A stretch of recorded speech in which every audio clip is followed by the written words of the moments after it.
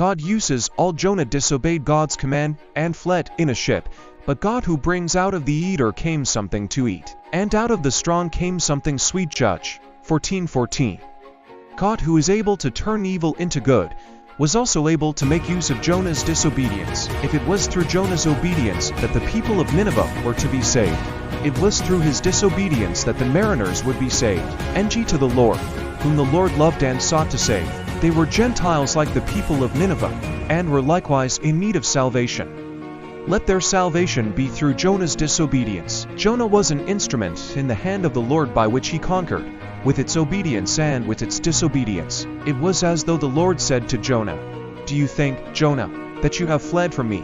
No, you have not. I will send you to the mariners, not as a prophet, nor as a preacher, nor as a voice crying out calling people to repentance, but as a guilty person and a sinner, and a cause of a dilemma and trouble for others. Thus I will save them through you.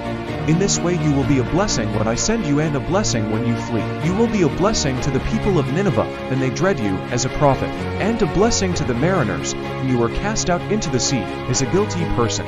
I will carry out my purpose through you in whatever state, even when you are in the belly of the whale, not among the Ninevites nor the mariners, but when you are on your own in the belly of the whale. I will make you a prototype of my death and resurrection, so that in mentioning your story people will learn. Did you sail in the sea when you were fleeing from me, O Jonah?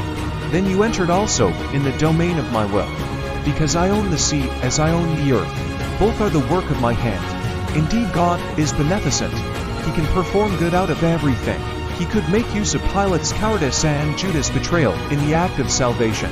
Anything that comes into the hand of God will surely yield something good. God saves by all possible means people.